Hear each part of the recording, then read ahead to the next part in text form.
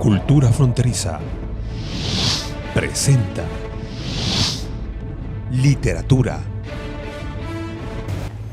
Hace algunos años, cuando laboraba para la Universidad Autónoma de Baja California, tuve la oportunidad de coordinar una serie de programas denominados de Letra en Letra, en donde tuve la posibilidad de entrevistar a personajes importantes de la cultura en el ámbito nacional e internacional que visitaron esta institución. En esta ocasión voy a compartir con ustedes una entrevista muy interesante que le realicé al historiador Jean Meyer, el historiador francés, que visitó nuestra ciudad de Mexicali en el 2003. Este programa se produjo por el compañero Jorge Martínez, que actualmente labora en el Centro de Producción Audiovisual de la Universidad Autónoma de Baja California y pasó en su oportunidad por el canal de televisión de la UABC. Con ustedes, Jean Meyer, espero que disfruten la entrevista. La Ilíada y la Odisea. Yo creo que yo los leí en versión para niños, con dibujos muy bonitos. Es el primer libro que recuerdo. Yo he de haber tenido 7 u 8 años cuando lo leí. Había sido un libro de premio de mi papá. Adentro estaba su nombre y decía sexto de primaria. Y yo creo que ahí me picó la araña de la historia. Leyendo la Odisea, las aventuras de Ulises después de la guerra de Troya, entonces primero la Ilíada y después la Odisea, porque es la continuación.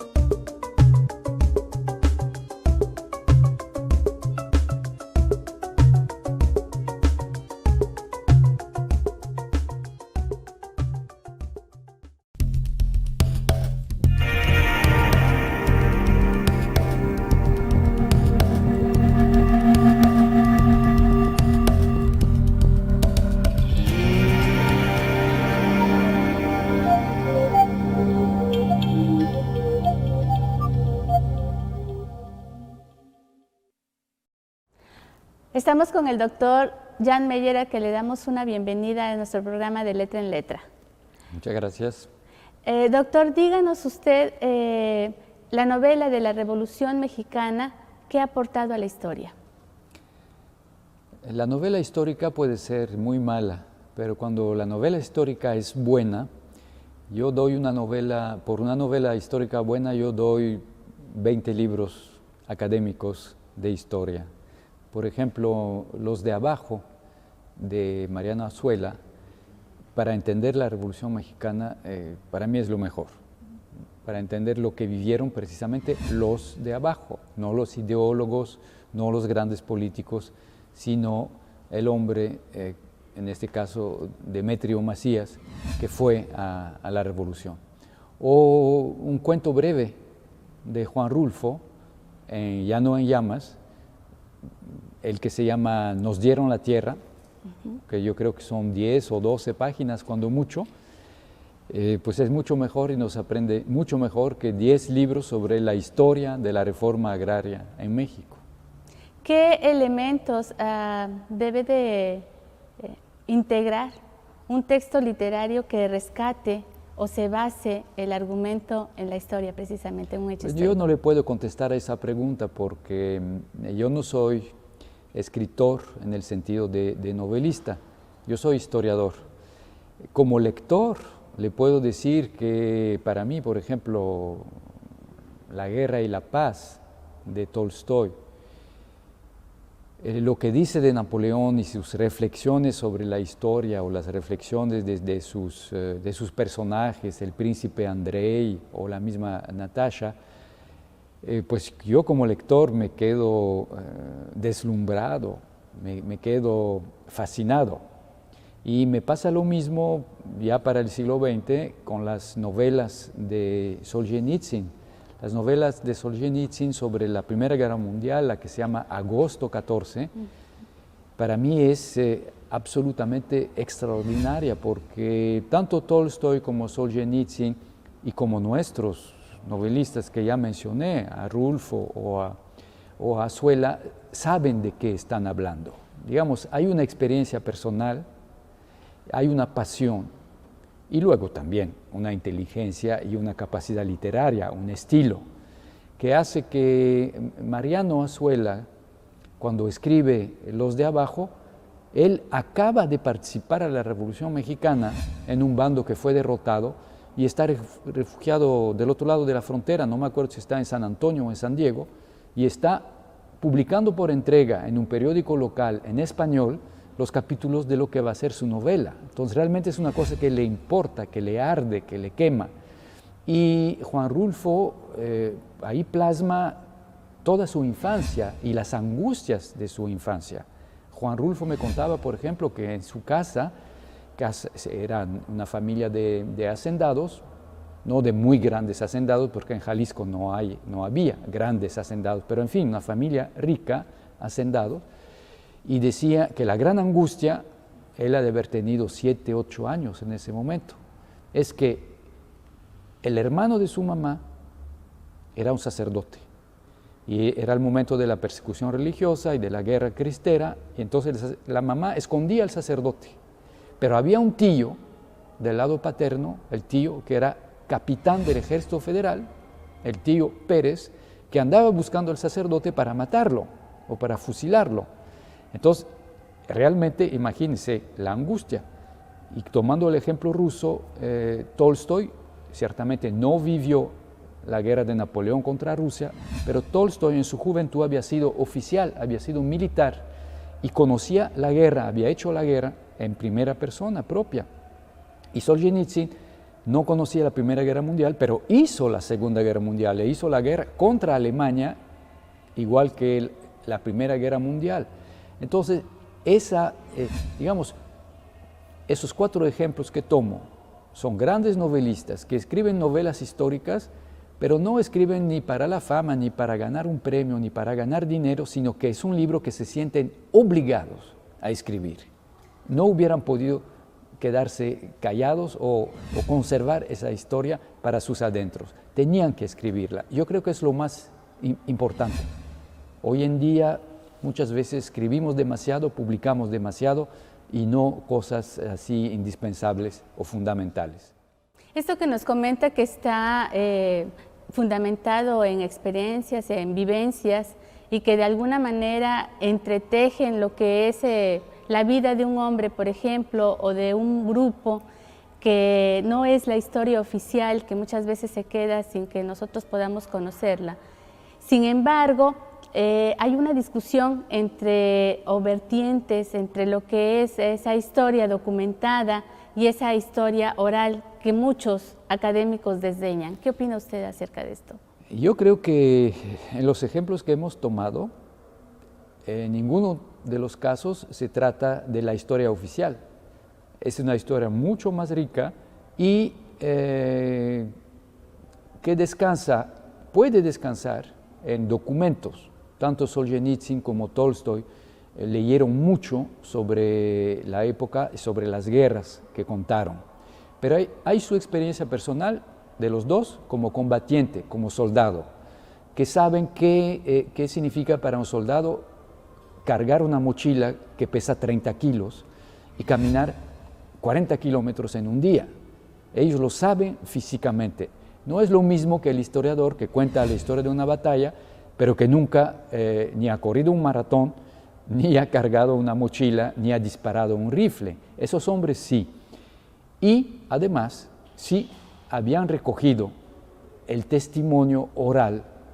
Por ejemplo, Tolstoy que también era una familia de gran propietarios que vivían en el campo, toda la vida habló y escuchó y después apuntaba sus conversaciones con los campesinos.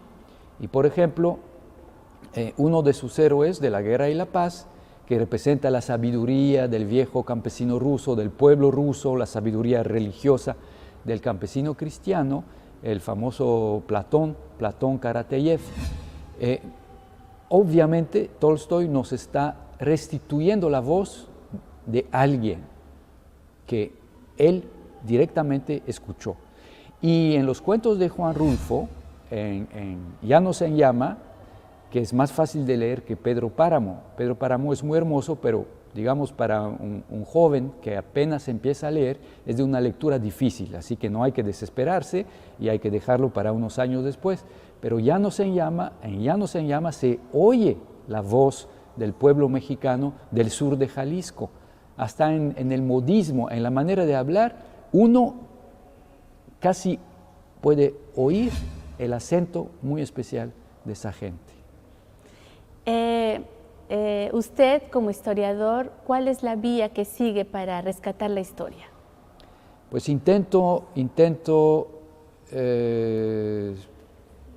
meterme en la piel o en el cuerpo de los personajes que menciono cuando menciono personajes. Por ejemplo, cuando escribí La Cristiada, pues me identifiqué mucho, algunos dicen demasiado, con los cristeros, esos católicos que pues siguieron el ejemplo de los revolucionarios, tomaron las armas para defender su religión cuando la sintieron, la creyeron amenazada. Pero en otro libro que escribí en una gran colección de 20 y tantos tomos, donde fuimos muchos autores, y que se llama Historia de la Revolución Mexicana, que publicó el Colegio de México, me tocó escribir 2 tomos sobre la presidencia del general Calles. Ahora bien, el general Calles pues fue el presidente precisamente del conflicto religioso y que provocó el levantamiento de los cristeros. Pues en este libro intento entender y explicar cómo es que el presidente Calles, siendo normalmente un gran estadista, un hombre muy inteligente, de sangre fría, capaz de calcular bien las jugadas y las apuestas, cómo en ese momento perdió los estribos. Fue la única vez que perdió los estribos. Era demasiado apasionado en ese tema de la cuestión religiosa y cometió el error de provocar un conflicto religioso donde México se incendió durante muchos años y que causó muchas muertes, sufrimientos. Miles y miles de familias del centro de la República vinieron, por ejemplo, a Mexicali, a Baja California, se refugiaron a Estados Unidos huyendo de esa hoguera. Bien, creo que he podido entender tanto al cristero que detesta al general Calles y se levanta en armas contra él, como al presidente y general Calles que detesta a la Iglesia Católica y a los cristeros en ese momento de su vida, porque al final de su vida tuvo amistades con sacerdotes católicos. Lo que pasa es que la vida es demasiado compleja y en un libro académico, científico, nunca se deja captar. Ahí está la superioridad del escritor, sí es buen escritor. El novelista, igual que el cine o que el fotógrafo, un fotógrafo en una fotografía de una cara de un hombre o de una mujer nos puede dar a entender un problema complicadísimo que ni en 100 páginas de análisis académico logra uno expresar. 2 preguntas. ¿Cuál es, ante la historia mexicana, usted que es de origen francés, aunque nacionalizado mexicana, cuál es el compromiso desde su origen francés con nuestra historia y cuál su responsabilidad?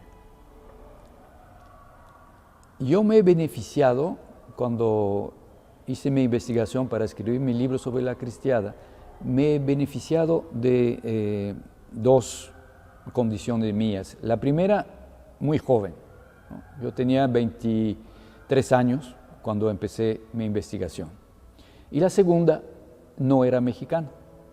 El tema del conflicto religioso era muy reciente. Tenía 25 años que había terminado esa guerra, apenas. Y en México era un tema que no se tocaba, era tabú. Era así como, es demasiado reciente, ha habido demasiados sufrimientos, no toquemos las heridas, hay que dejarlas cicatrizar. Pero bueno, llega este joven. Como es joven, no sabe nada. Entonces nos va a poder escuchar y entender. Él no pretende saber y decirnos, no, tú estás equivocado. Y dos, es extranjero. Y como es extranjero, no es parte del conflicto. Él ni su familia ha sido a favor de la Iglesia Católica o en contra de la Iglesia Católica. Entonces yo me beneficié de esa ventaja. Pero y me beneficié de la confianza de esa gente, que me habló, que se confió, que me prestó fotografías, documentos que yo les devolví después, pero que me sirvieron para publicar mis libros, para publicar un álbum fotográfico de la Cristiada recientemente. Entonces, con todo eso yo me sentí con un compromiso. Esa gente me tuvo confianza, entonces debo hacer lo imposible para transmitir su testimonio para que la gente pueda oír su voz. Incluso llegamos con Enrique Krause, que era el director que es todavía el director de Clio, llegamos a hacer una serie de documentales para la televisión, entrevistando a viejos cristeros, enseñando objetos y los paisajes donde se desarrolló todo esto. Y el director de cine fue Nicolás Echeverría, que es un excelente, gran director de cine mexicano, el que hizo Cabeza de Vaca, que hizo un documental sobre el niño Fidencio. Este fue mi compromiso, intentar realmente pasar el mensaje, cómo vivió esa gente eso y qué tiene que decir de esto. Y luego que el lector pues decida y haga su opinión. En su estancia en México, ha conocido usted a muchísima gente, ¿a quiénes reconoce como sus maestros o como sus guías? Pues mi maestro realmente y guía, y también con todo y la diferencia de edad, amigo, y llegamos a ser compadre él fue compadre y su esposa de bautizo de uno de mis hijos, y yo después fui padrino de matrimonio de una de sus hijas, y padrino y mi esposa madrina de una de las nietas. En fin, estoy hablando de Luis González y González, que para mí murió hace 4 años, un 13 de diciembre, cuando iba a cumplir 80 años. Es hijo de rancheros de Michoacán y después estudió en el Colegio de México en la primera generación, fue compañero de Juan Rulfo, de Juan José Arriola, y me presentó a Juan Rulfo. A él le debo haber conocido a Juan Rulfo y haber recibido los consejos y también los recuerdos de Juan Rulfo sobre la cristiada que él vivió como niño. Y Luis González después fue director del Centro de Estudios Históricos del Colegio de México, después fundó el Colegio de Michoacán en Zamora, y mi esposa Beatriz Rojas, que es historiadora también de Aguascalientes, y yo pues fuimos del pequeño equipo de los aventureros que dejamos la Ciudad de México para ir a provincia a fundar ese colegio que hasta la fecha prospera y es uno de los mejores colegios de esa red, como el Colegio de la Frontera Norte, es de esa red de los colegios. Y Luis González, que tiene una obra impresionante, el Colegio Nacional, del cual fue miembro, publicó sus obras completas y creo que andan en 18 o 19 volúmenes. Pero para mí su obra maestra se llama Pueblo en Vilo, Microhistoria de San José de Gracia. Es un libro fácil de conseguir porque la SEP lo reedita constantemente, tanto Conaculta como la SEP, como el Fondo de Cultura. Es un clásico, donde se oye la voz del pueblo. Yo vi cuando Luis González escribió su libro, lo escribió en su pueblo natal, en un año sabático. Cuando había terminado un capítulo, iba a la plaza y lo leía en voz alta a 4 o 5 viejitos, o 10, y le comentaban Ellos criticaban, decían, Luisito, se te olvidó esto y el otro, y eso no es cierto, y quién sabe qué. Y él, que conocía bastante bien, tomaba en cuenta o no tomaba en cuenta, porque a veces también hay habladores o rencores o rencillas, ¿no? Y para mí fue una experiencia extraordinaria. Y con ese libro, Luis González abrió en grande la puerta a lo que llamamos hoy la historia local o la historia regional. Y hoy en día todo el mundo está de acuerdo que es muy importante. Pero el libro de Luis González es de 1968. Y para aquel entonces solamente la historia nacional se consideraba importante. La historia de Tecate o la historia de San Felipe, ¿qué nos importa? O solamente para los de San Felipe, una pequeña edición local y punto. No, Luis González le dio dignidad al oficio de historiador regional, historiador local, o como él decía, microhistoriador. Pero cuando él decía micro, lo decía con orgullo, porque micro, lo chiquito, es muy bonito. Y en el microcosmos, en la gota de agua, está encerrado el universo entero. Así que Luis González para mí fue maestro, guía intelectual y además un amigo muy querido que nos hace mucha falta. Finalmente, ¿qué libro considera medular en cuanto a la historia mexicana que recomendaría a los jóvenes que no dejen de leer? De la historia mexicana. Es una pregunta que tampoco se puede contestar fácilmente. Hay un libro que no estoy seguro que se encuentre fácilmente hoy en día, pues de Justo Sierra. Estoy hablando de fines del siglo XIX. Entonces, evidentemente, el joven lector no va a encontrar la historia de la Revolución Mexicana ni del siglo XX. Pero él escribió lo que en su época era como el libro de texto para sexto de primaria, como un catecismo de la historia nacional. Y realmente es una historia breve, pero muy buena, además de espléndidamente escrita, de México. Eso para el siglo XIX. Y para el siglo XX, pero eso termina en 1940, está la breve historia de México de José Vasconcelos. Pero esa breve historia de México hay que decirles a los televidentes o a los jóvenes lectores que es un poco peligrosa, porque José Vasconcelos era un hombre de pasiones terribles, de grandes amores, pero también de odios tremendos. Entonces hay que leerlo, porque además tiene una pluma espléndida, escribe muy, muy bien.